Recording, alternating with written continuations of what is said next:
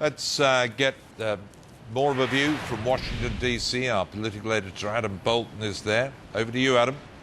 Yes, Jeremy, you're absolutely right. They do close down the options, Wisconsin and Pennsylvania and Michigan. But what's fascinating is that those absolutely key swing states we've been talking about all night are still in the balance. Virginia, too close to call. Ohio, North Carolina, Florida, New Hampshire and Colorado. So with me are two well-known spokesmen from either side of the political divide here in the United States. They are Bob Weiner, a Democrat, and Armstrong Williams, who tends to favour the Republicans. Welcome to you both. Either of you prepared to call it yet? I think it's now it's got to be about, just like Nate Silver from 538 said, about 92% chance for Obama right now. 92%. Why? Because, I mean... You must. You just ticked them off? Yeah, but you must think that Florida and Virginia and Ohio are all going to go his way. I think Ohio we're leading. I think Virginia, we won in 2008.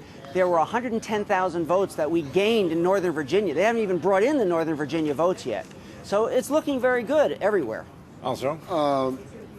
There's no doubt that candidate Romney will win Virginia. I appreciate your optimism, but it will soon fade.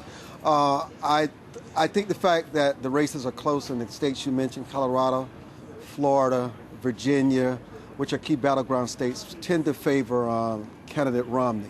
You saw the president surging in Florida for a while in the precincts where you had the more liberal voters and the heavy concentration of minority voters. But as you move along to the more conservative areas of the state, you begin to see the trends are changing. Look, it is the president's to lose, and obviously Romney should be nervous, but they should also be comforted that at this stage, and we're approaching 10 o'clock p.m.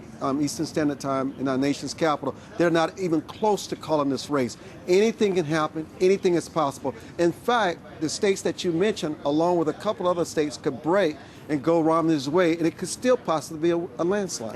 Just hearing one of the networks, CBS, is projecting New Hampshire for That's Obama correct. now. That's now, correct. I mean, And I want to talk about wondering, just 4 electoral college votes, why does anyone bother with New Hampshire? Well, it can be very close if you need to get to 270. But I want to talk about Ohio, Armstrong, because the last numbers I saw were 12 up. And with those ads, those backfired so badly when the truth was not told. And Romney and his ads said... This is the ad saying that Jeep jobs to China, which the car industry had to protest themselves.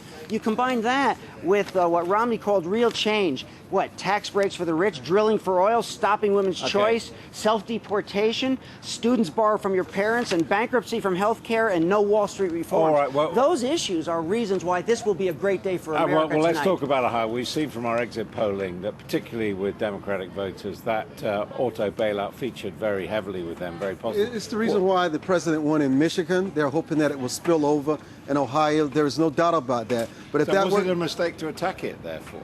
Well, look, it's never a mistake to attack something that you believe on principle. It was a principle position for Mr. Romney, even if it cost him at this late stage. I mean, Americans want people who stand for principles and not just to say what they want to hear just to get elected. I don't know what that means. You don't say things that are untrue. And this is the first election with welfare jobs, with Ohio jobs going to China with Jeep. It's the first time when things are proven that are untrue that you don't pull back the ads and just go to something else. You know what, that's why President Obama's closing argument was trust, and the American people know that. Here's what amazes me. You know, President Obama and his campaign told the biggest lies about Romney and Bain Capital. They all tell mistruth. The first casualty of political campaigns is the truth. I mean, are you kidding? He lost 25% of his company. Are you trying to tell us that President Obama is some purveyor of truth? They're all telling truths. Everybody knows that. That's why their approval ratings are so low in Congress. Your attitude is the reason why people don't like politicians. But the fact of the matter is... What attitude is that? The fact of the matter is that 25% of Romney's companies in Bain went under. And that's not what you want for America. All right, well, let me just ask you... Well, they didn't have the government to bail them out. I think you've given a demonstration of it, the polarization which there is in the country. I mean, we've got minorities on Obama's side, we've got women on Obama's side, we've got whites and men against him. That can't be good, can it? Well, Look, you got some whites listen, against him, not all. President Obama will get 8% less of the American black vote that he got 4 years ago.